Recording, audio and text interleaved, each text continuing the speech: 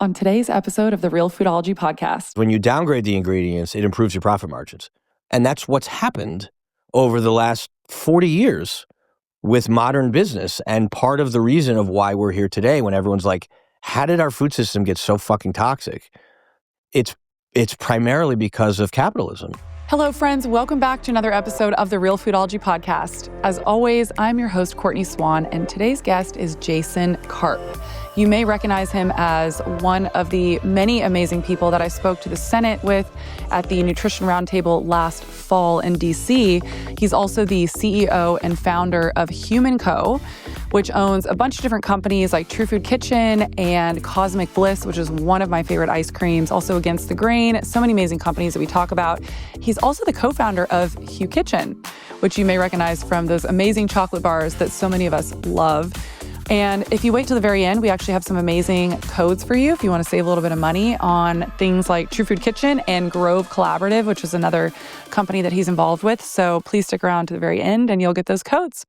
Thank you so much for listening. If you could take a moment to rate and review the podcast. I know I ask this every week, but if you have not taken a moment to do it yet, it takes about 2 seconds. A 5-star rating review can help this show more than you realize. So thank you so much. And if you're loving this episode, tag me at Real Foodology and make sure that you tag Jason as well. And he shares his tag at the end. It's also in the show notes. So make sure you share it on social media and we will hopefully get back to it and repost you guys. So thank you so much for listening. One of my absolute favorite cooking fats is beef tallow, and the one that I trust is from Lineage Provisions. Their tallow is wet rendered at low temperatures, which keeps all the good stuff intact. And it has a clean, buttery flavor that's nothing like the burnt or waxy stuff in most store-bought versions. We use it constantly. Roasted potatoes, fried eggs, sauteed veggies, steak, even salmon. It's seriously one of the most versatile and nourishing fats in my kitchen.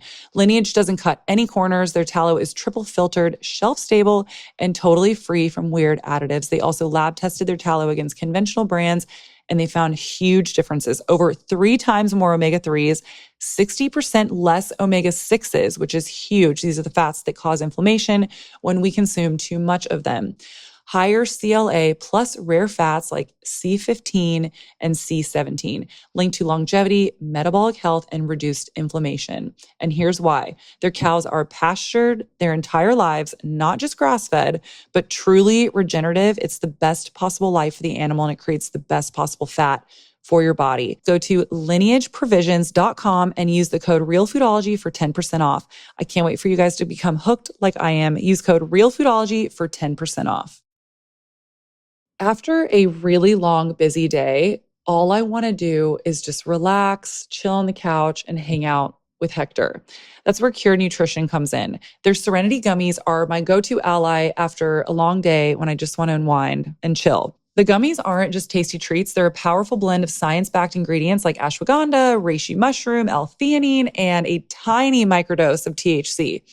Each ingredient is carefully selected to support mind, body calm, and balance, helping me navigate life's whirlwind moments with clarity and ease. At the end of the day, I like to use Serenity gummies as a natural, alcohol-free way to unwind. Whether I'm resetting after a packed schedule or carving out space for quick meditation, my gummies help me find my daily dose of peace and presence. Without the negative alcohol effects, artificial flavors, sugars, or dyes, I am obsessed with the passion fruit flavor. It's sweet with just a hint of earthiness, and I love that each gummy is precisely dosed to guide me to my happy place. Right now, Cured Nutrition is offering my listeners an exclusive 20% off Serenity gummies with a monthly subscription. Just head to curednutrition.com/realfoodology and use the code REALFoodology at checkout. Remember, protecting your peace is just one gummy away. Take a moment for yourself. You deserve it. Jason, thank you so much for coming on. Thank you for having me. Yeah. Yeah. This is going to be super fun. Yeah. Let's get into it. So actually, I don't know if we've ever talked about this. I've talked about it a lot with Jordan. I was a Hugh Kitchen super fan when you had the actual restaurant in New York. Yeah. So I used to work as a nutritionist for Popstar on the road. I was with her for 4 years, and she was based out of New York in the very beginning of when we started working together. Is that right? Yeah. Which pop star? Tovlo. Oh, wow. Yeah. I remember. Yeah, sure. Yeah, so I was with her for 4 years, and in the beginning, she was based out of New York, and so I would go and, I'd spend like 2-3 weeks out there, and I would be Ubering or taking the train every day to Hugh Kitchen. Yeah. Because it was my little mecca. It was one of the only places I found that I could just eat freely and not have to worry about anything on the menu. Yeah, we were crazy. We were way ahead of, so far ahead of our time that people thought we were insane people.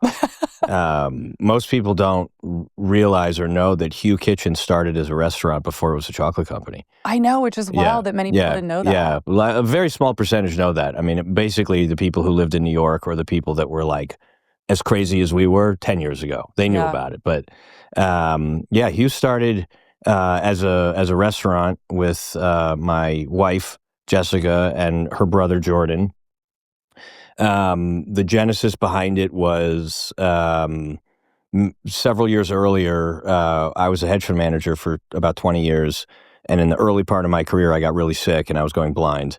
I was diagnosed with degenerative eye disease for which there's no cure. And I was supposed to be fully blind by the age of 30. And it was a deeply difficult, depressing, awful time for me. I couldn't understand how I went from what I thought was a pinnacle of health in college, where I was a Division I college athlete, to a few years later, I was literally dying and nobody could figure out what was wrong with me. And I had all these different diseases, but the eye disease was the worst because it was literally making me go blind. And it was obviously impacting my daily life significantly. And it's probably too long of a story for this one, but I went down these pretty esoteric areas of research. My background was as a data scientist and as a researcher on indigenous people and how they were significantly healthier than we were even 25 years ago. They generally have zero chronic disease, no obesity, no heart disease, no diabetes. And it sparked this thought in my mind that definitely was divinely inspired to see if I could cure myself with food at a time, which was 25 years ago now, at a time when that wasn't like a thing. And this was very early internet. There was not many resources out there. And I wanted to see if I could reverse my diseases through ancestral living. And it worked. And that ultimately there were several kind of inspirations that I was reading along the way. Dr. Mark Hyman, Dr. Andrew Weil, who was the founder of True Food Kitchen. Yeah. And Michael Pollan's In Defense of Food, and Omnivore's Dilemma. And there were a bunch of these things that I just kept finding. And eventually my brother-in-law, Jordan, started reading them with me. And he wasn't sick like I was, but he started noticing how much better he felt and how much better everything in his life got. And he said to me one day, he was in real estate at the time, I was managing a hedge fund, and he said to me, there needs to be the manifestation of all this stuff that we're doing as a restaurant. Like, we need somewhere to eat every day. And I was like, dude, I'm a professional investor. Restaurants are not easy businesses. Like, we don't know the first thing about restaurants. I said, no way. And, if you know Jordan, he can be very persuasive. And so we spent a lot of time together on it. And I'm like, you know what? Like, if I could just break even on this thing and I could have a place to eat every day and we could prove to New York City that you could actually have amazing, delicious food that happens to be super clean and done in a way that no one's ever done before, I just kind of said, okay. And we had no outside investors. It was incredibly imprudent the way we did it, but we hired a bunch of consultants who knew what we didn't know. We were at least humble enough to know what we didn't know. And Hugh Kitchen, Hugh stands for human. Most people call it Who, even though it's Hugh. We went to our absolute best efforts to try to make people pronounce it Hugh. Even on like the chocolate bar, it says "Get back to human" with the Hugh logo in the word human, and people still call it Who. But fine. But it started as a restaurant, and our entire mission was the fact that we don't live in an optimal way the way humans thrive. And so hence the phrase "get back to human," which is why it's called Hugh. And the chocolate was an accident that came out of the restaurant. One where we had you may recall, we had that baked goods section. I remember. Where we had gluten and grain-free scones, muffins, cookies. The paleo bread that you guys had. The pumpkin and the banana bread, but we needed chocolate chips for our stuff. And it was right before we opened, we could not find chocolate chips that met our specs because every chocolate chip that we could find had genetically modified white cane sugar in it. It had soy lecithin in it. It had preservatives in it. And we could not find chocolate chips. So we just said, we got to make our own chocolate chips for the baked goods. And we hired this consultant to help us do it with 2 ingredients, which is organic cacao and organic unrefined coconut sugar. And the consultant, who was a chocolatier, thought we were insane. He's like, you can't make chocolate this way. All chocolate, which we didn't know, but all chocolate that you could find, except for at like farmers markets, was made with highly refined white cane sugar. That's like a global thing.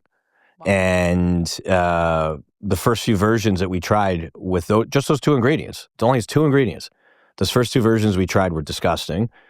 But we learned the hard way. There's incredible, if not close to infinite variability on how you make chocolate. And what I think made Hue Chocolate so amazing, and I credit it to Jordan, was the way in which we make our chocolate was highly, highly differentiated and unique. And then we started selling. We liked the chocolate chips so much, Jordan said, hey, let's turn them into chocolate bars and sell them in the restaurant. And they were like handmade, and they didn't have like ingredient labels on them. And I remember them. And we were selling them for $10 a bar, and people were buying them 5 at a time. And, after a couple months, I said to Jordan, Jordan, like I'm a businessman. We got something with this. Like people are coming in from out of state to buy our chocolate. And then we had this lucky break where one of our chefs, his girlfriend was a local forager at the Columbus Circle Whole Foods location. Back pre-Amazon, when Whole Foods could have these local foragers, they'd basically buy local products and just bring them into one store, even though they didn't have like the regulatory framework that you need to sell national product. Yeah. And she's like, this is the best healthy chocolate I've ever had. Can we sell it in Whole Foods? And we said, sure. And that was the beginning of Hue Chocolate. Wow. I actually have never heard that story before. Yeah. And then you guys sadly closed during COVID, I think, right? Yeah. Hue Kitchen, I was bummed. Yeah, we were open almost 9 years, and our lease was up, and we had kind of a lucky break in timing because by that point, the chocolate company or the chocolate part of Hue had become like what Hue was. And the restaurant was almost more this like experience that people, like for the first 4 or 5 years, people would know about the restaurant and they discover the chocolate. And then in like the second 5 years, people knew about the chocolate and they'd come to the restaurant the same way you'd go to like the M&M store in Times Square. And people would be like, this is the Hue Chocolate restaurant.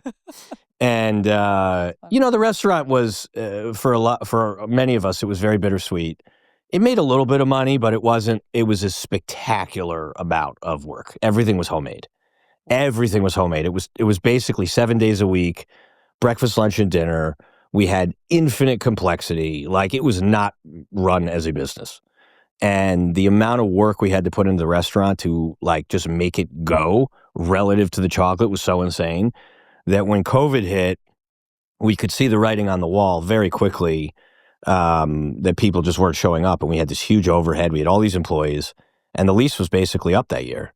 And so we just said, you know what, let's end that chapter, let it go. And I had moved to Austin the year before. So I'd moved to Austin in 2019 and we closed Hue New York in 2020. And then and then it just became the chocolate company. Yeah. I remember I ran up to y'all's booth at Expo. It must have been in 2020. And I was like, no, you're closing Hue Kitchen. I was so bummed. I know. But now True Food now Kitchen you have True Food. is my like second chapter of the clean restaurant movement. Which is so funny because you didn't even want to open Hue Kitchen. And now here you are opening all these True Food Kitchens. Yeah. Which True Food Kitchen is, Hector and I eat there all the time in Denver. Yeah. We just love it because it's one of the only places in Denver that we know of that doesn't have seed oils. It has organic ingredients and it's just really clean, amazing food. We love it. As you all know, I am currently on a fertility journey as I'm hoping to be pregnant by the end of this year. So, aging is something that has really been on my mind recently. And I wanted to talk about this supplement that I really love from Qualia called Senolytic. It's the first of its kind formula designed to help your body naturally eliminate senescent cells, otherwise known as zombie cells. And if you want to learn more about this, if any of this intrigues you, I highly recommend going back and listening to the podcast that I did with Greg from Qualia, where we talk all about these senescent cells. But I believe one of the best aging breakthroughs of the last decade is Qualia Senolytic, and here's why. It is at the frontier of what is currently possible in the science of human aging. Senolytics are a science field revolutionizing human aging. A big culprit behind that middle-aged feeling can be senescent cells, aka the zombie cells that I was talking about, that linger in your body after their useful function, wasting your energy and resources. Essentially, the accumulation of these zombie cells can lead to less energy, slower workout recovery, joint discomfort, and basically just feeling old. Here's how it works. You take it just 2 days a month. I don't know about y'all, but I have supplement fatigue right now, so only having to take them 2 days a month just helps me immensely. And when you take this, it helps your body naturally eliminate zombie cells to age better at the cellular level. And Qualia's breakthrough formulation is vegan, non-GMO, and tested by leading scientists. To experience the science of feeling younger, go to qualialife.com/realfoodology for up to 50% off your purchase and use code REALFoodology for an additional 15% off. That's QUALIAlife.com/realfoodology for an extra 15% off your purchase. Your older self will thank you, and thanks to Qualia for sponsoring this episode. All right, friends, before we dive back into today's juicy conversation, I've got a little love note from one of my absolute favorite clean beauty brands, Pacha Soap Company. You all know I'm obsessed with simplicity and quality, whether we're talking about food or self-care, and Pacha totally gets it. Their bars and bath bombs are made with 100% naturally derived ingredients, handcrafted right here in the USA, and powered by ethically sourced botanicals from around the globe. The lather is creamy, the scents are dreamy, and I love that every ingredient is something I can actually pronounce. No mystery fillers, no weird chemicals, just botanicals, vitamins, and the good-for-you nutrients your skin craves. Now, Pacha wants to share that same clean beauty magic with you. Head over to pachasoap.co and use code REALFoodology at checkout for 20% off your entire order. Raise the bar on your next shower or soak, because self-care should be as thoughtfully crafted as the food on your plate. Trust me, your skin and your soul will thank you. Go treat yourself. That is pachasoap.co and use code REALFoodology at checkout for 20% off your entire order. Yeah, no, it's the True Food Kitchen story is also pretty amusing. And when we had moved to Austin, I have 2 kids, and we were just looking around for clean places to eat as a family.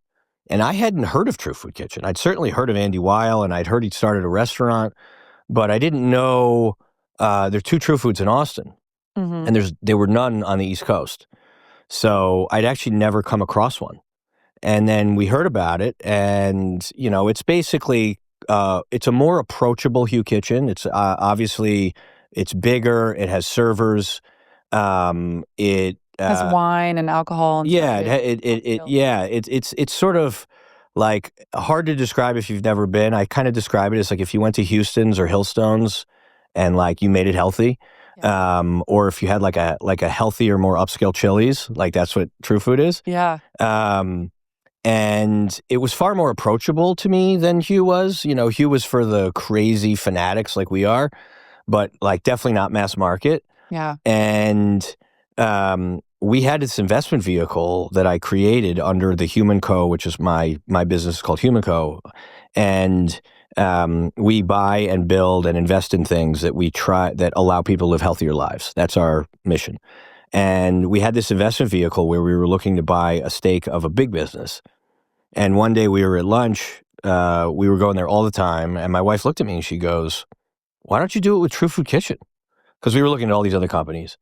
And I was like, I don't even know anything about True Food Kitchen. I don't know how big it is. I don't know how many states it's in. Like, I never looked into it. And then we looked into it, and the more we looked into it, the more I got excited. And it was started in 2008 by Andy Weil. He partnered with a very famous restaurateur, a guy named Sam Fox, who was the guy behind North Italia, and the Henry and a bunch of other brands. The global ambassador is Sam Fox, and And Andy was kind of like the North Star, and Sam Fox was the person who knew how to run a restaurant. And it started in Scottsdale, Arizona.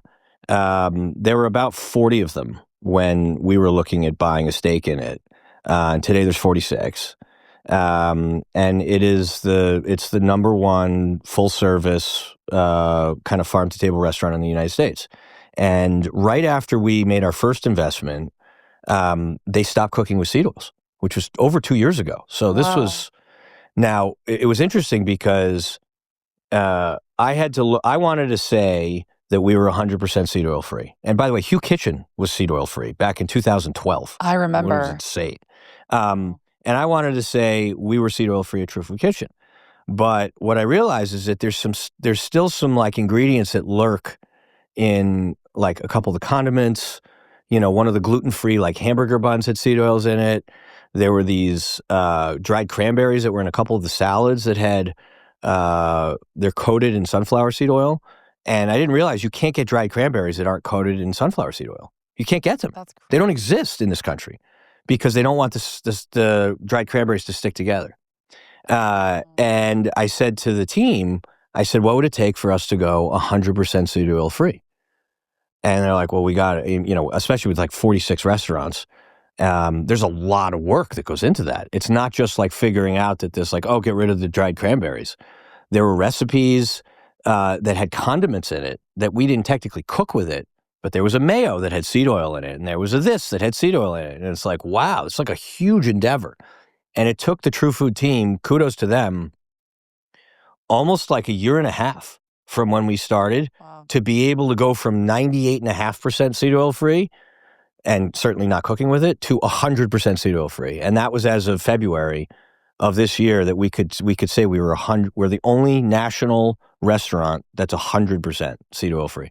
That's so amazing. And then we're constantly upgrading the ingredients. That's the other thing that I've done with some of my brands. We did it when we bought Against the Grain Gourmet, which was our favorite gluten-free, grain-free pizza company in my house.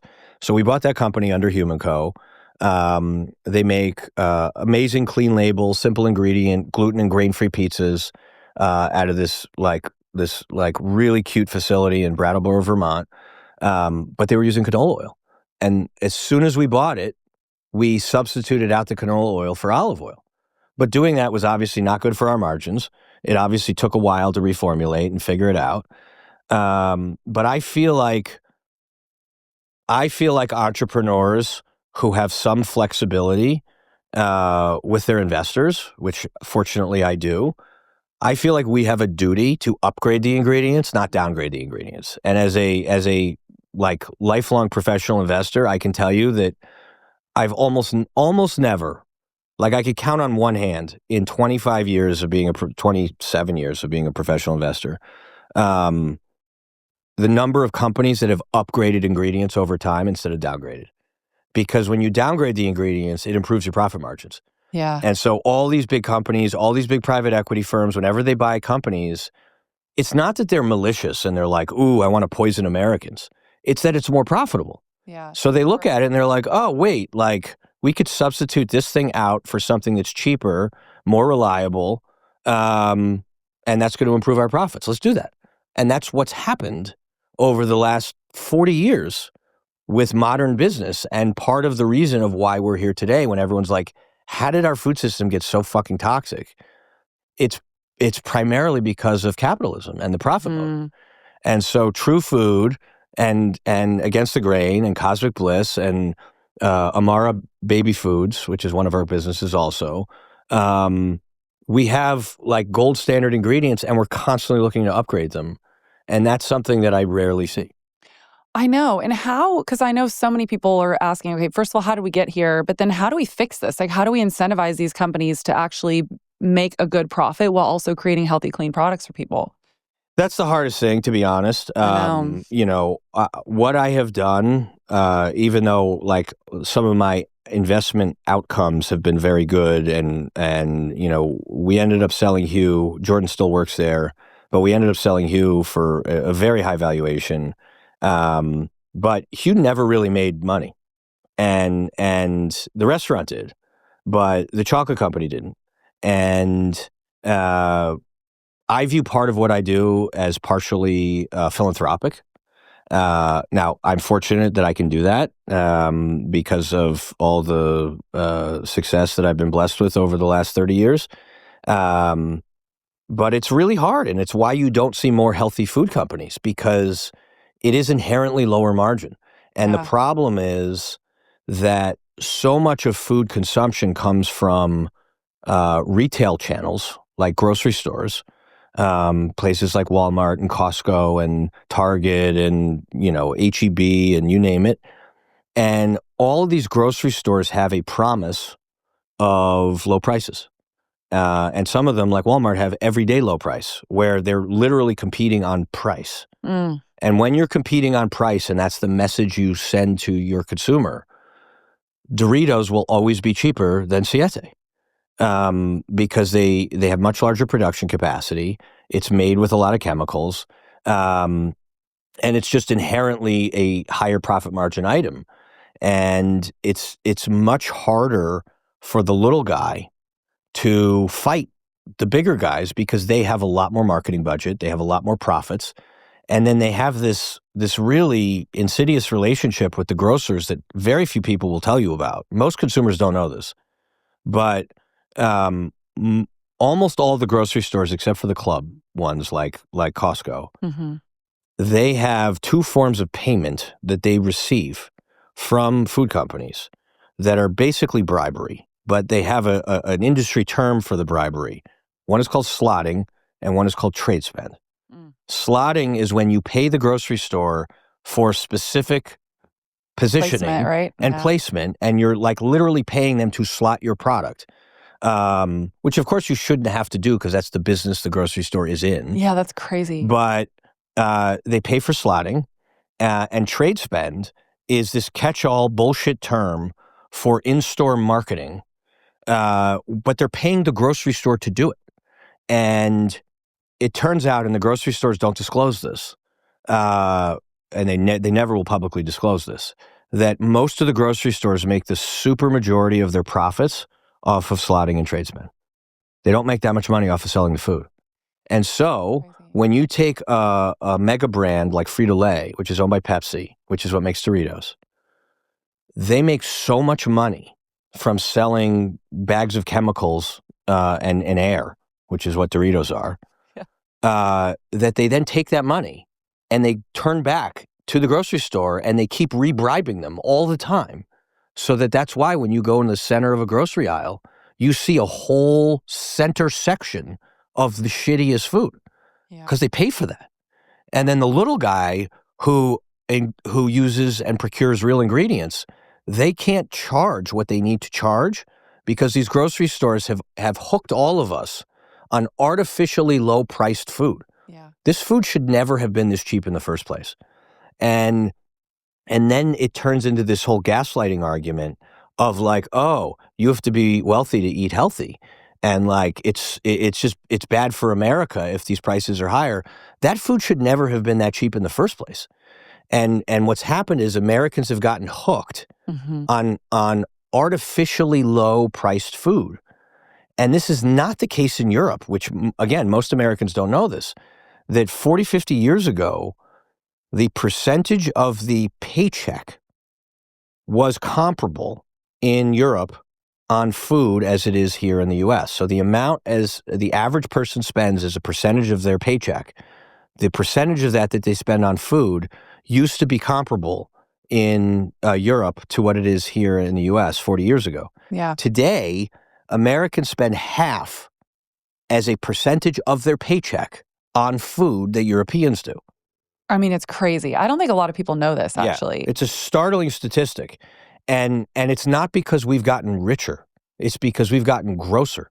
And again, like it's normalized for everyone's paycheck. So this isn't just like for wealthy people. And the reason is that we have figured out a way to make food artificially too cheap because it's not real. And so then like when I go into a grocery store and I try to sell Cosmic Bliss, and Cosmic Bliss is organic, We have a plant-based, we have 100% grass-fed dairy line. We have no refined sugar. It's so good, by the way. It's so good. When I go into a grocery store and I say, hey, I need to sell a pint of Cosmic Bliss for about $8 to $9 for me to not lose money. This isn't like I'm making zero profit. And they're like, well, but we're selling Blue Bunny for $5.50. And then I say, yeah, but Blue Bunny is made out of all chemicals and it's genetically modified white cane sugar. The first ingredient is sugar.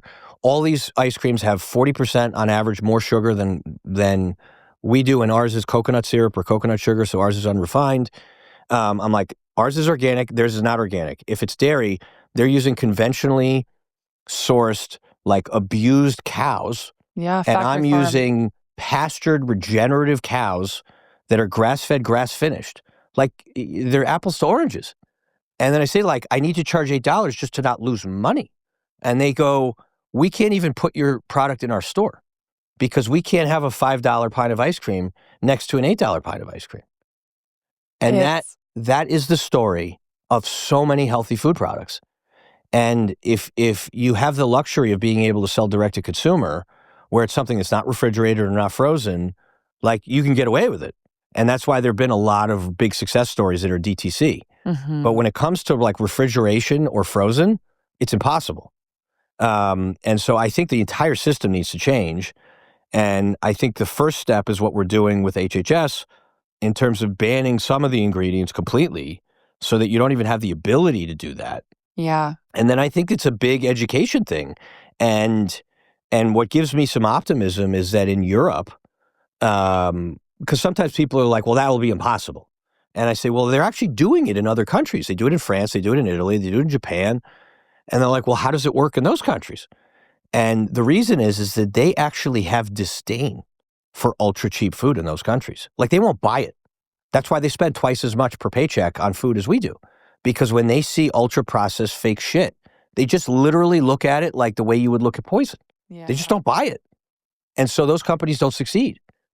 And we, unfortunately, in America, ultra cheap food, the Sonic Burger, the Chick-fil-A, the Doritos, because of our advertising budgets, we have made ultra cheap food cool. Yeah, we've glorified it. We've glorified it. Did you know chips used to be cooked in beef tallow? Then in the 80s, companies switched to cheap seed oils originally made for industrial machines. Today, they make up 20% of the average American's calories and are linked to inflammation and metabolic issues. They're in everything. You go out to eat, you're eating seed oils. They're in a lot of our foods now. And like we said, they make up 20% of the average American's calories, and we need to be reducing that so that we can reduce inflammation in the body. This is why I personally love Masa chips. They're made with just 3 clean ingredients: organic corn, sea salt, and 100% grass-fed beef tallow. No seed oils ever, and they taste so good. They're crunchy, they're flavorful, and sturdy enough to scoop up the thickest guac, which is super important to me. And best of all, you feel amazing after eating them, satisfied, not bloated or foggy. The beef tallow actually makes them more satiating, so you won't be left digging in the bag for more. You are full and satisfied, and you just had the most amazing chips and guac. I'm truly the biggest fan of Masa. So try them at masachips.com/realfoodology and use code realfoodology for 25% off your first order. That's masachips.com/realfoodology. Masa is loved by tens of thousands and even endorsed by health experts like Ben Greenfield, Gary Brecka, and of course, me. Again, that's masachips.com/realfoodology. Use code realfoodology. Thanks to Masa for sponsoring this episode. If you're looking for a delicious drink that will improve energy, focus, and support healthy inflammation levels, you need to try Paleo Valley's Superfood Golden Milk. It combines the profound, well-demonstrated health benefits of turmeric with other nourishing certified organic superfoods such as lion's mane, reishi, cordyceps shiitake, Ceylon cinnamon, ginger, and more. Plus, they've added organic coconut milk for its brain-supportive MCTs, black pepper, Himalayan pink salt, and organic monk fruit for an amazing taste and maximal absorption. Inflammation is an important part of the body's natural healing process, but unfortunately, our modern lifestyle, diets high in sugar, unhealthy fats, stress, allergies, poor sleep, environmental toxins can trigger chronic inflammation, which can become the foundation of modern-day disease. Turmeric tea is also something that the Okinawans, who were known for their longevity, drink on a daily basis. However, turmeric tea can have a harsh, bitter taste that does not appeal to everyone. Furthermore, without black pepper, its range of beneficial compounds may not be fully used by the body, which is why they created a blend of slightly spicy and sweet ingredients that your body can recognize and use efficiently to support healthy levels of inflammation, brain and immune health, and overall wellness, all in one deliciously creamy drink. To try the superfood golden milk today, go to paleovalley.com/realfoodology and you will save 15% off when you use code realfoodology. Again, that's paleovalley.com/realfoodology. That's the thing. And I've said this for so long. I'm so glad that you brought this up because I've said this so much on the podcast that people don't really actually understand what the true cost of food is. Yeah. Because we're not seeing it in the grocery store. Because also, too, alternatively, we have a government that's paying subsidies to farmers to grow certain crops, which is why in ultra-processed foods, you always see in the back of the label, may contain corn, wheat, and soy. Yeah. It's in literally everything because it's so cheap. We have a surplus of it. That's right. And so we don't actually know what the true cost of food is. And we need a whole reframe of society to start waking up and understanding that we're spending more money on luxury cars and, brand new iPhones every year and, designer bags than we are on the very food that fuels us and keeps us alive. And everybody thinks like, oh, I'll go, buy a new iPhone every year, but God forbid I buy anything organic because it's so expensive. Yeah. This is a topic I bring up a lot and it's controversial, but it shouldn't be. I was on the board of one of the top nutrition schools for 4 years. And I got to see a lot of the studies and a lot of the research and a lot of the polls, and this comes up all the time. And this misnomer that you need to be wealthy to eat healthy. Yeah. And one of the studies they found, and this is all common sense too, but is that if you cut off, so if you look at all the different demographics in the U.S. in terms of their socioeconomic status, and you cut off at like the poverty line where people can either afford a smartphone or not afford a smartphone. So that's the delineation. Can you afford a smartphone or not? If you cannot afford a smartphone, which is about 94, 95% of the U.S. has a smartphone of some kind. If you can afford a smartphone, then you absolutely, and I'll get into it in a second, then you absolutely can afford to eat much healthier.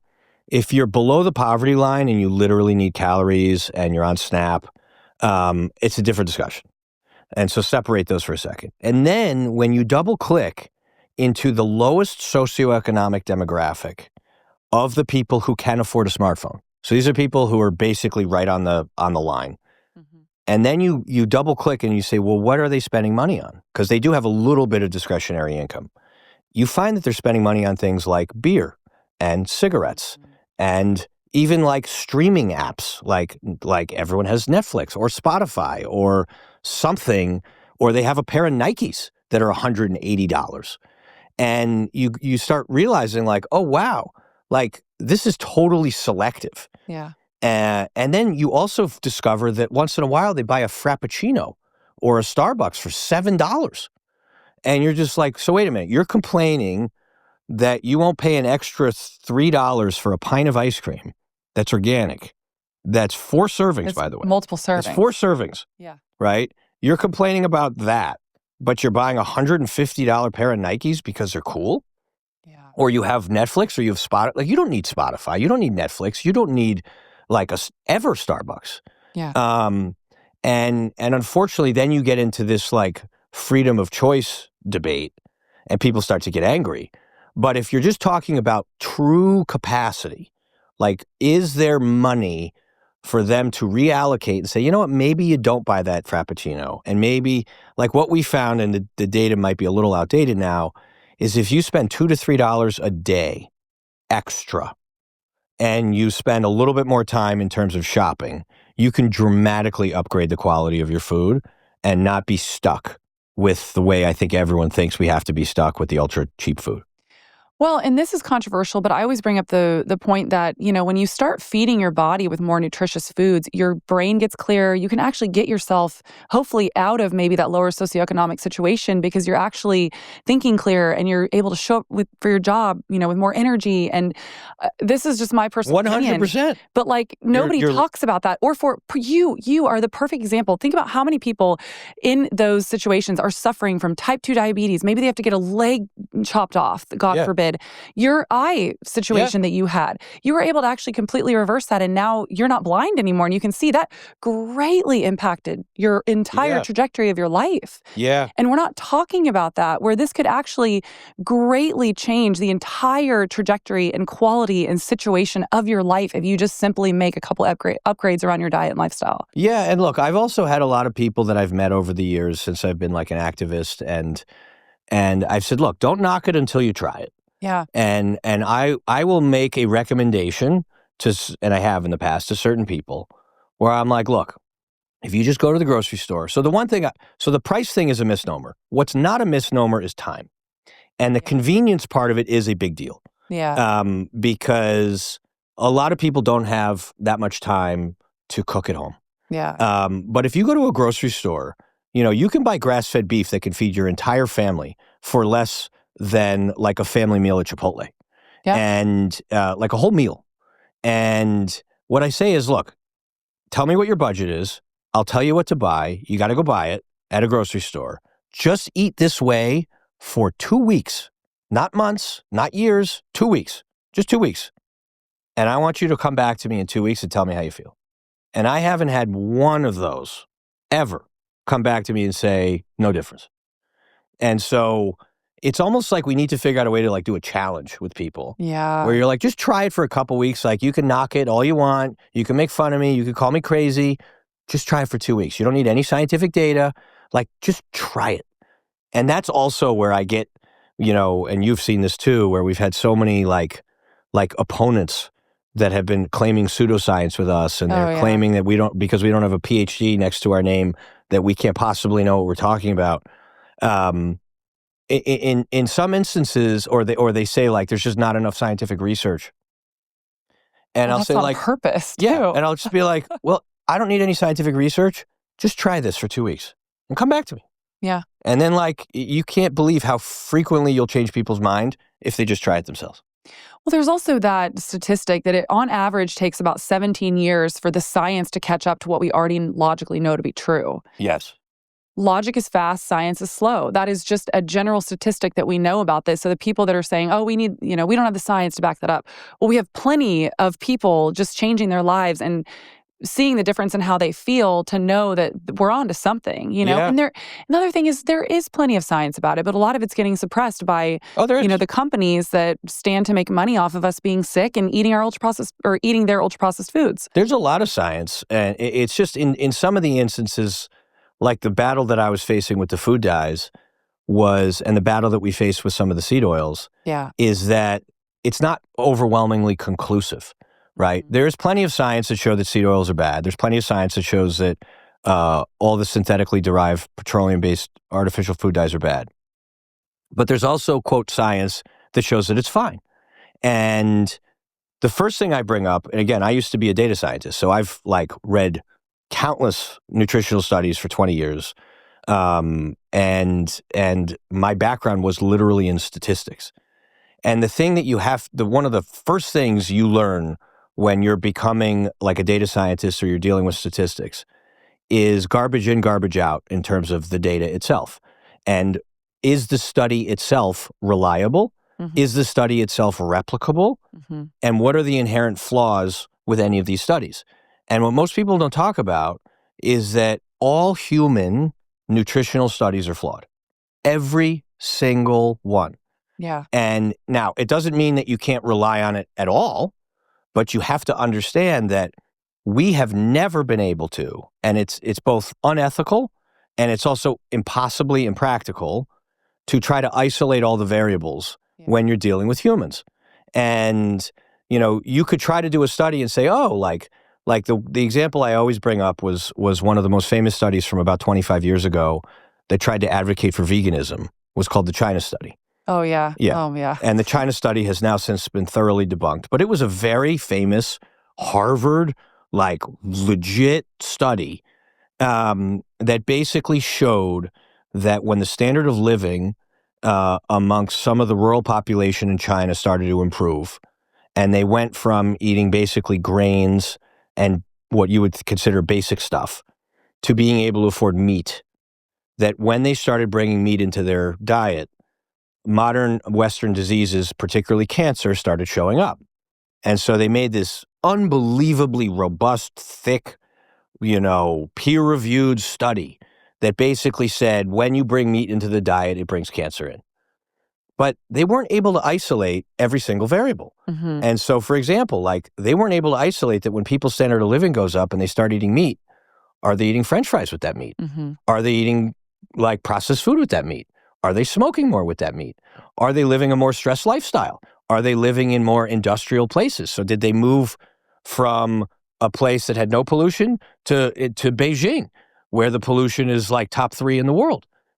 And then probably the most important variable that's never been tested, that I bring up all the time with concepts around meat consumption, is what is the quality of the meat? Exactly. They never talk about this in the What is the quality of the meat? So they went from were they eating grass-fed, grass-finished, pastured cows, or were they eating industrial factory-farmed cows that are literally full of antibiotics and hormones and shoved in cages and abused?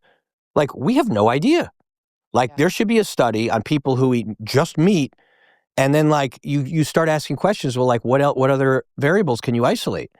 And you realize that even at its simplest form, if you take identical twins who are literally the exact same DNA, and you take one twin and you massively sleep deprive them, and you put them under a ton of stress, and you can measure that by their cortisol levels, and you take the other twin and you allow them to live with good sleep, low stress, and you feed them the identical diet, they will metabolize it differently. They will show different markers of inflammation just from sleep deprivation and just from stress. And we most certainly do not control for that variable. No.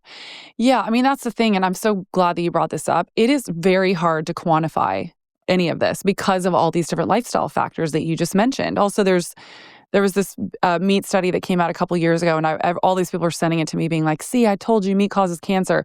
Well, you read into the study, and they were labeling the meat that these people were eating in the study lasagna. Well, what's in the lasagna? Pasta, right, along with the ground beef, right, hamburgers, right, with the bun on, and that's what they were calling meat and saying that this causes cancer. Yeah. And it's just we're not actually That's why I think common sense and intuition are so important and valuable. Yeah. And one of the areas of common sense and intuition, so I have a gluten intolerance, and it never, and it kind of came out more and more and more pronounced as I've gotten older.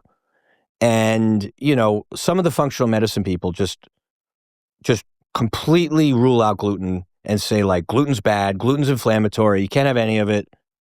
And I wanted to believe that because I'm gluten-free. But then, my common sense, I've developed this, I have a lot of different common sense rules of thumb, but one of them is if it's a food that's been around for thousands of years and has literally been part of civilization, which bread has been. Yeah. Right? And there's also cultures that like Mediterranean, I go to Italy and France every year, they have bread 5 times a day, right? And they don't have anywhere close to our autoimmune issues that we do. Yeah. And so when I hear about somebody claiming that there is an ingredient that has been civilizational and been around for thousands of years, and to say that it is poison, my red flags in my head go up and go, wait a minute, there's something else going on. Because there's just no way that there's something that bad that literally found civilizations and the foundations of which were built upon. Yes. Yes. And so with the gluten, as an example, I think glyphosate has a huge role 100%. in what's happened, if not the primary role.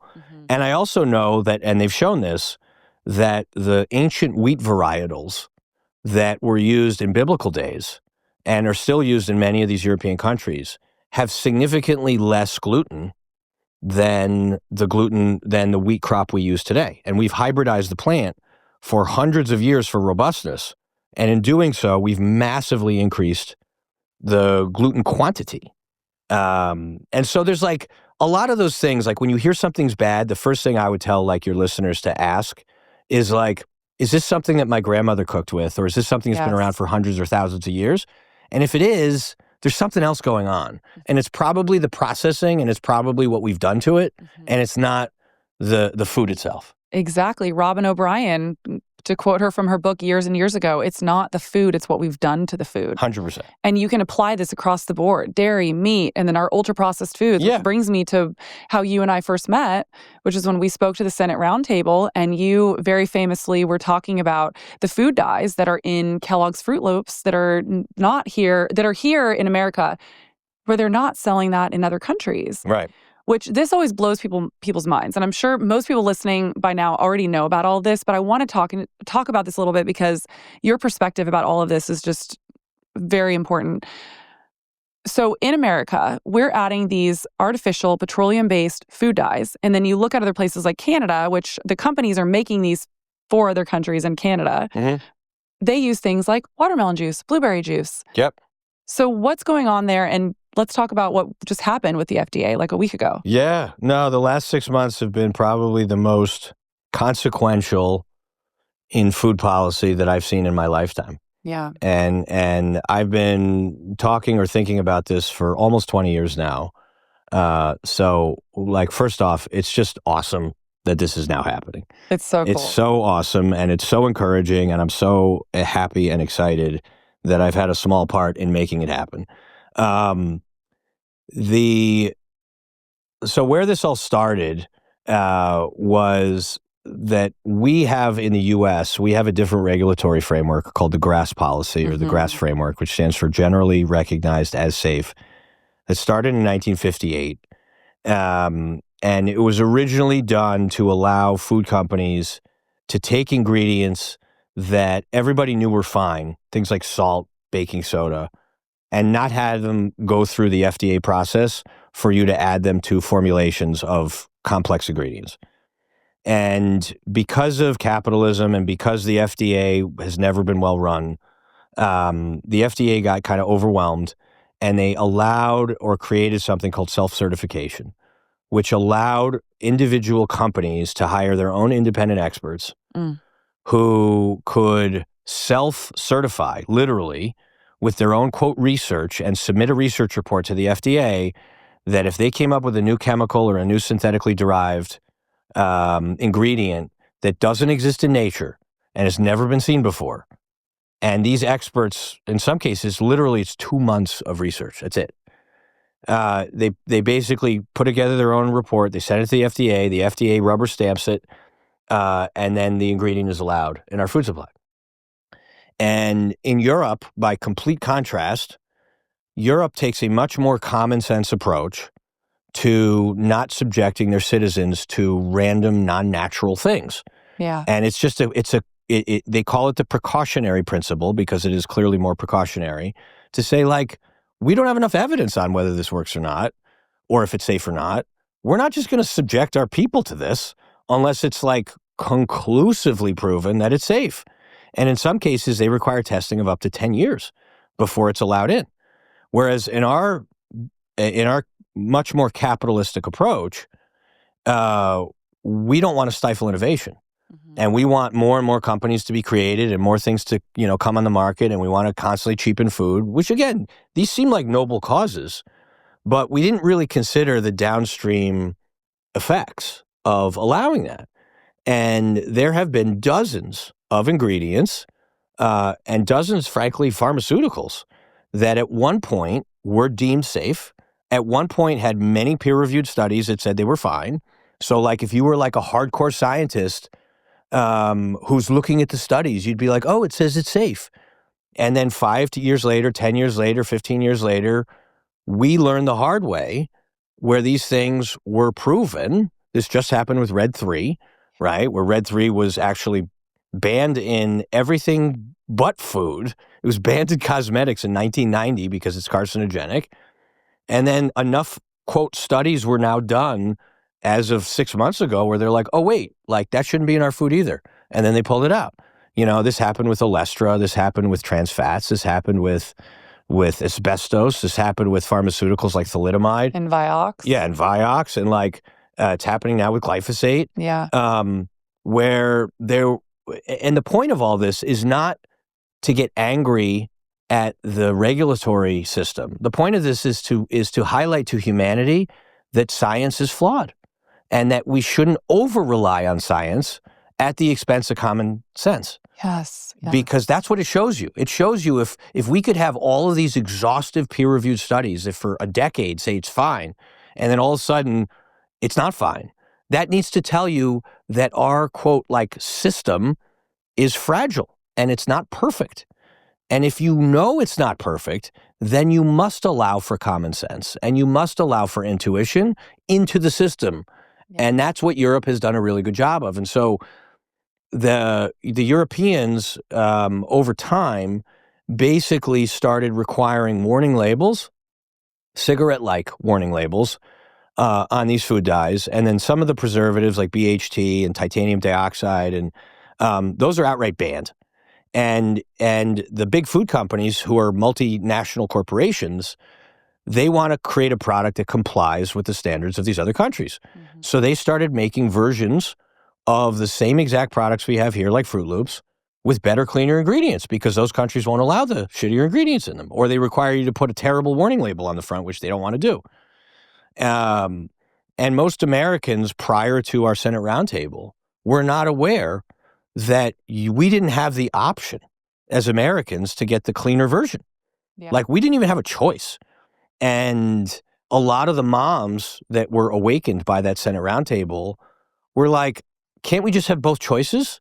And then, like, if you put a Fruit Loops on the shelf that has artificial food dyes and BHT, and then the Canadian version right next to it that doesn't have that shit, and you make it the same price, yeah, let's see how many American moms are going to choose the toxic one. But we don't have that choice. And that created the outrage, and that created the momentum. And that's what started all the state legislature, even before what happened like 2 weeks ago, which was amazing. And I've testified now in front of the Texas House and the Texas Senate 3 times. What was the response like for that? Were they pretty receptive? Oh my God, it was amazing. Like, I was kind of nervous going into it that I was going to get like a bunch of, gotcha questions, and they were. Texas is a very proud, patriotic state. Yeah. That really cares about its people, which I didn't appreciate until I moved here.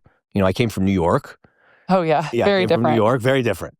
And they were like, "This is fucking insane."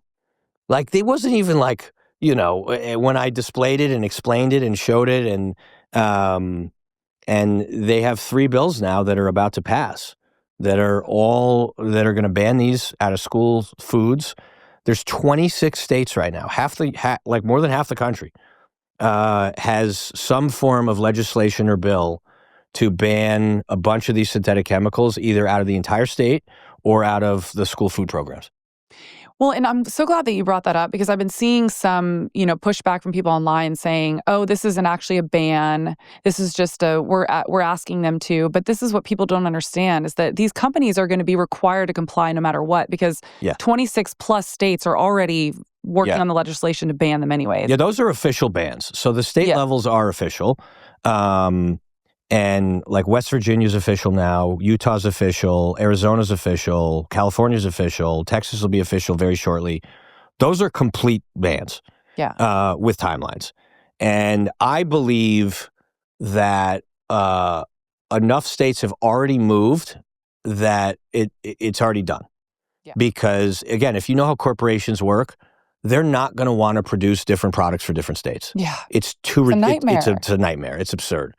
And then what happened with the FDA and the HHS a couple weeks ago, 2 are being phased out immediately of the 8 food dyes that they mentioned. 6 are being 6 are going to be phased out over the next 18 months after that. But as of today, right now, the approach they're taking, because again, the federal regulatory process is very difficult. And from what I've heard, and I've spoken to 1 or 2 companies directly, from what I have heard, they are voluntarily complying, and they are going to voluntarily comply. And I think this smoke screen that some of the opponents are trying to make of saying oh, it's not official yet, any of these people, and the one woman in particular who's the most vocal, she hasn't spoken to the companies. I know. We have. So she doesn't know what she's talking about. So sit down. Yeah, just sit down. Just be patient. Just be patient. Because she's creating all this uproar and all these people, confusion. If in 2 years' time, if we get to the end of 2027 and none of this has happened and no formulations have changed, I will concede and say, yes, you were right. Yeah. But I can tell your listeners with very high confidence that these changes will be happening over the next 18 to 24 months. It's so exciting. It's so amazing. Yeah. Because I think you speak to this really well. What do you say? Because I know a lot of the listeners are on board with all of this, right? But a lot of them are probably getting pushback from friends and family. What do you say to people that are like that woman, that are hating and pushing back on every move that we're trying to make? How can we come together and try to get everybody on board with this? Yeah, this has probably been the most upsetting part of this whole process, because I didn't properly calibrate how politically divided this could become. And, as you may remember, on our Senate panel, which was, I think, 12 or 14 people, probably more than half were historically Democratic. Oh, yeah. It was very bipartisan. People. Yeah. And during that entire Senate roundtable on chronic disease, and I remember this because it came up right afterwards, not once was the word Republican or Democratic mentioned. And I think, and obviously, Secretary Kennedy was historically extremely left and comes from the most Democratic family of all time. And I think as soon as he joined forces with Trump, who's obviously so polarizing, it turned a lot of people against Kennedy. And it turned a lot of people against Make America Healthy Again, because they viewed it as an implicit endorsement of Trump.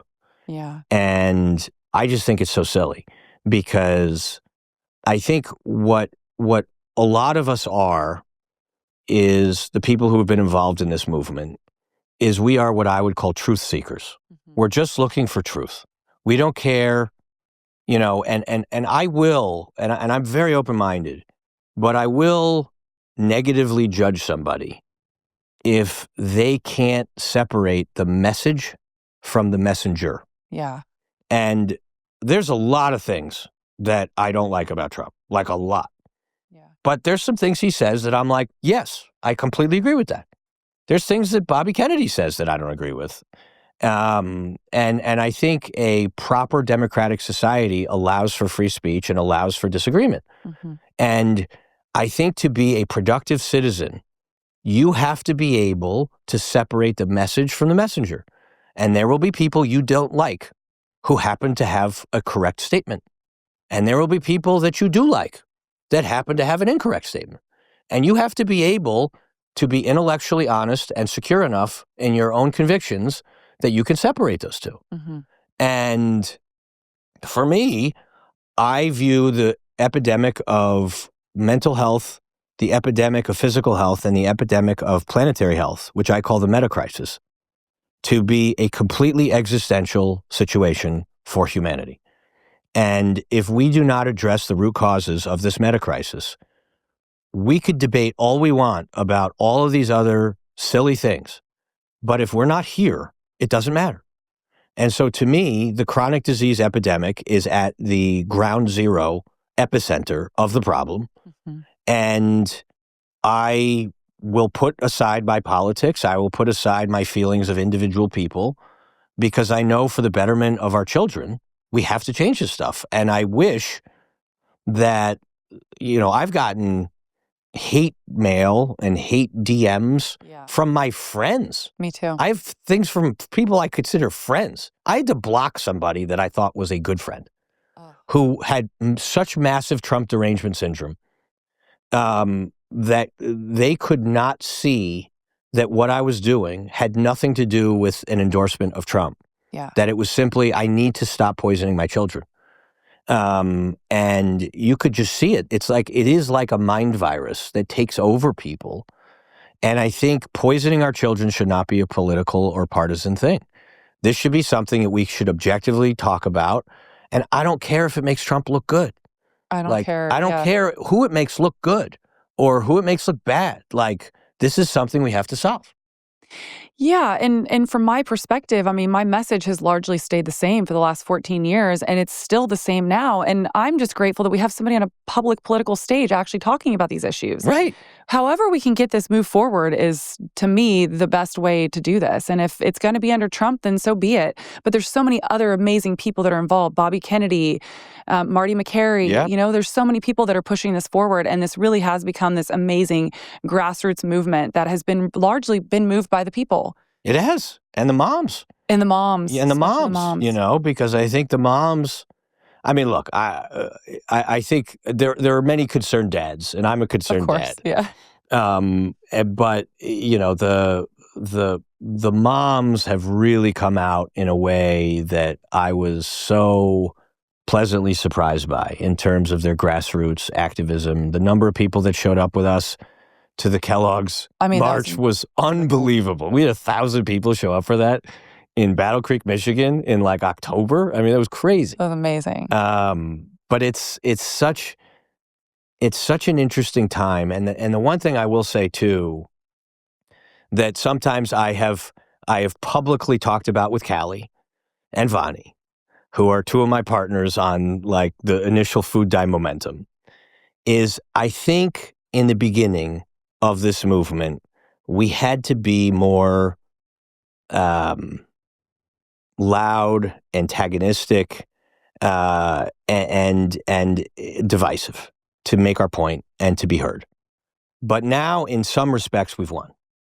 And now I think it's really important that we drop the anger and we drop the antagonism, because all we're doing is we're creating more divisiveness instead of less.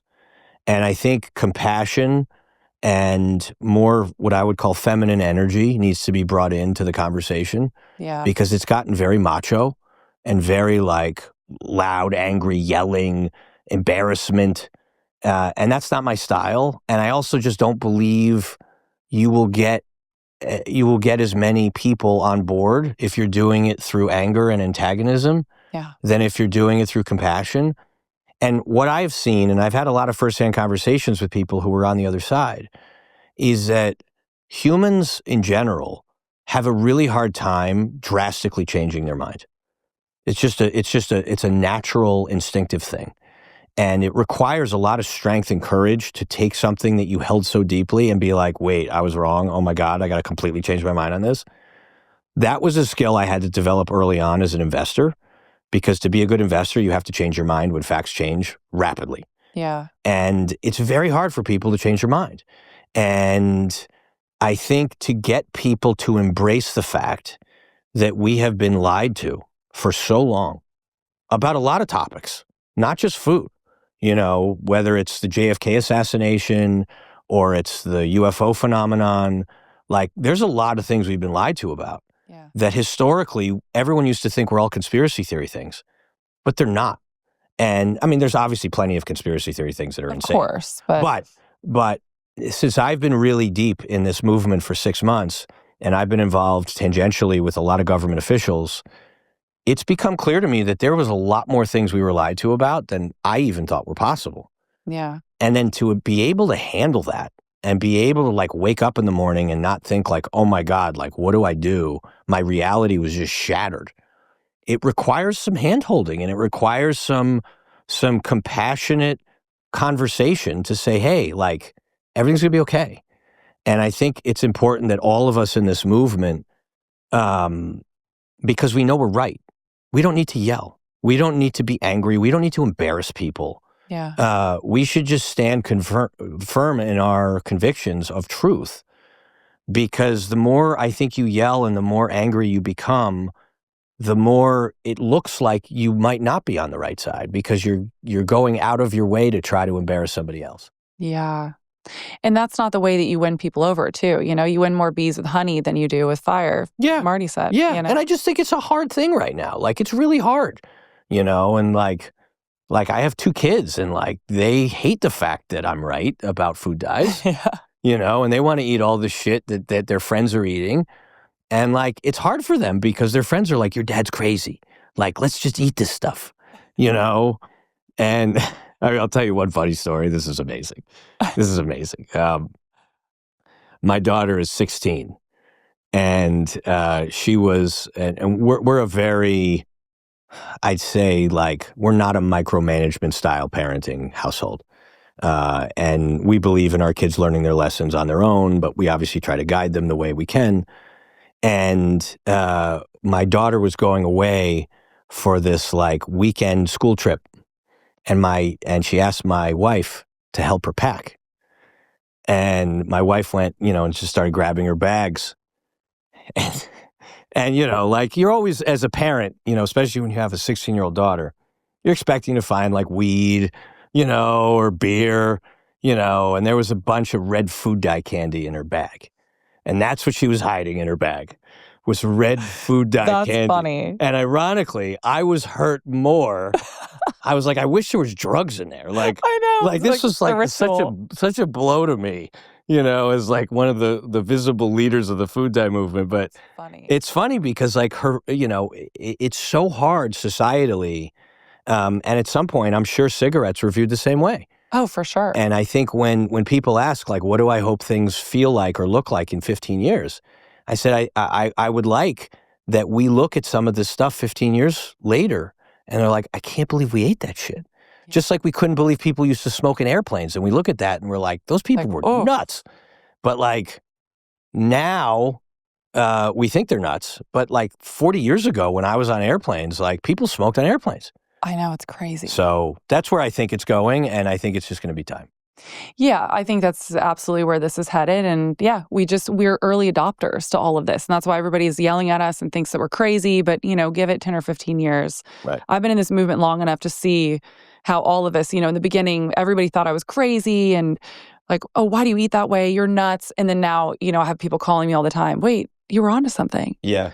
But it just takes some time, to get there. Yeah. The other thing I think that's come up a lot recently that I do think is an important topic for your listeners is orthorexia. Yes. And there's been some funny memes from some of our like friends where it's like the phases of becoming awakened, and you go through this phase where you think every single thing around you is complete poison. Yeah. And you're like, oh my God, I can't live. I have to live in a bubble. I can't live. Everything's poisonous. Everything's poisonous.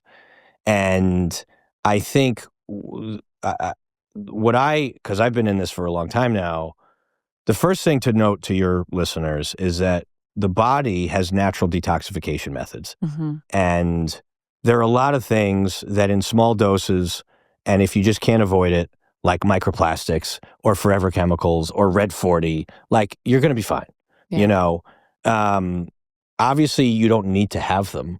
But there are sort of acute levels of toxic exposure, and there's degrees of, I think, toxins that are out there. Like, I will never eat glyphosate if I can avoid it. Yeah. Ever. Like, not even like a dose. Like, not even a drop. Like, not even a drop if I can avoid it. But is it possible that I could go a week without having any microplastics? It's literally impossible. It's not possible. I'm not going to drink out of a plastic bottle, but like when you go to a restaurant, you have no idea like where certain things came from. And what I will say is that the people who go to Neurotic, your stress levels will go up so much that you will overpower all of the things that you're trying to do by living clean. Because if you get to the point where you no longer can eat out, you get to the point where you no longer can eat with friends. Yeah. You become very isolated. You're constantly like hypervigilant and you're on edge. That's going to be more self-destructive than not doing this. And you're still going to get exposed to some of this. And you're still going to get exposed. So I would just say, like, I know this sounds terrifying and we're going to clean this shit up, but there are things that you can do that will massively reduce your toxic burden. If you exercise daily, if you sweat daily, certain supplements that are basic supplements, not biohacking supplements, will dramatically help. There's certain things you can do where you're going to be fine. Yeah. And I just wanted to like get that out there because these kind of conversations lead to incredible neurosis. Yeah. And I just want people to know you don't need to be that neurotic. Yeah, and if people have been listening to the podcast for a while, they know I have a personal story where I've talked about all this, where I got really neurotic about it. I was avoiding dinners with friends. I would eat before because I wanted to make sure everything was organic and meticulous, and then I'd meet friends later when they were finishing dinner. And I had my own come to Jesus moment where I was like, this is not healthy. I'm no longer in community with people. I'm keeping myself from the amazing community and the ability just to enjoy a meal with friends and like laugh and be with people. And you can't control it. So I always tell people, control the controllables, control as much as you can of what comes into your home. Yeah. If you can, encourage your friends to go eat at places like True Food Kitchen. There's things like that. And then it's all about consistency. It's not about perfection. Yeah. And you have to understand how to handicap risk. Yeah. Right? Like I know these like crazy biohacker types who are so insane with their food consumption, but they like race cars. And like all the microplastics from the tires and well, it's just the danger of racing cars, that and like too, or they do these incredibly risky activities that they'll constantly be breaking bones or they'll like whatever, they'll risk their death, but they're so insane about like never having like a non-organic meal. Yeah, and you just like when you're just thinking about handicapping risk, like that's just so dumb. Yeah, and so you have to also be like logical with what different risks are you taking on in your life. Mm-hmm. And we all take risks every day. And you just have to think about like how much relative risk does this add to my life versus all this other shit I'm doing. And if you're isolating yourself and you're not hanging out with other people and you're lonely, you are having way higher health risk situation than any food or chemical you can avoid. Absolutely. Yeah, it's incredibly important for people to hear. So before we go, I just want you to tell everybody where they can find you. And then I know we have a couple discount codes too for your different companies. Oh, yeah. So I'm not that active on social media. I probably have to get better at it. Is Human Karp. So Human Karp, both on X and on Instagram. I'm pretty much non-existent on LinkedIn anymore. I just I can't handle all these different channels. My business is called Human Co, humanco.com.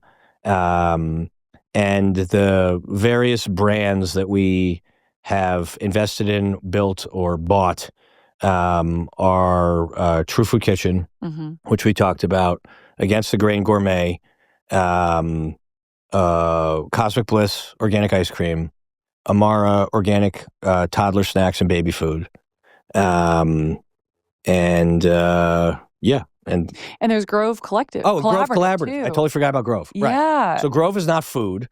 We got involved in Grove a couple years ago because it's the number one non-toxic household marketplace in the country. And so I'm sure a lot of your listeners have heard of Thrive Market. Thrive. So what Thrive is for food, Grove is for personal care, household products. And so a lot of people come to me and they're like, hey, I'm just learning about all this stuff.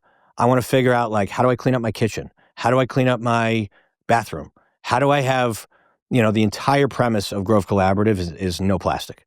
So they have, everything from compostable garbage bags to lotions that come in glass bottles and refills that come in metal, to pots and pans that now have no forever chemicals, no nonstick. So if you're looking for ways to upgrade your household room by room without the kind of modern toxic living of like toxic synthetic scents that are in everything, Grove is the place. And it's a pretty well-established company. It's been around for 8 years. And they just have amazing curation. And it's like we do all of our household shopping for like our house products on Grove. That's amazing. I've actually ordered from them before and I loved all the stuff that I got. Yeah. And actually, so your team emailed me. There's a couple codes that I can share with people. Yeah, sure. So Human Co will give customers 25% off orders $75 or more on Grove Collaborative.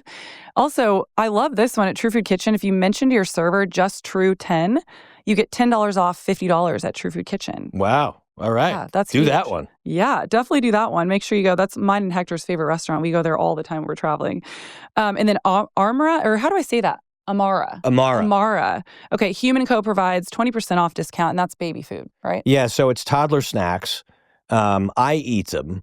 They're the little smoothie melts. Yeah, right? yeah. Really They're the good. number one smoothie melt in like in the country on the natural side.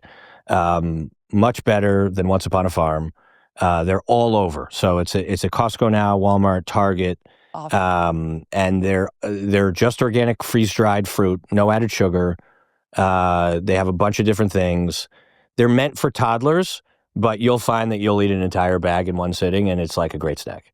I love that. And they're really simple, clean ingredients, Yep. real food ingredients. Yeah, it's all real food. Yeah, awesome. Yep. Jason, thank you so much. This has been great. Yeah, thanks for having me. Yeah, I loved this. Thank you so much for listening to the Real Foodology podcast. This is a Wellness Loud production produced by Drake Peterson and mixed by Mike Fry. Theme song is by Georgie. You can watch the full video version of this podcast inside the Spotify app or on YouTube. As always, you can leave us a voicemail by clicking the link in our bio. And if you like this episode, please rate and review on your podcast app. For more shows by my team, go to wellnessloud.com. See you next time. The content of this show is for educational and informational purposes only. It is not a substitute for individual medical and mental health advice and doesn't constitute a provider-patient relationship. I am a nutritionist, but I am not your nutritionist. As always, talk to your doctor or your health team first.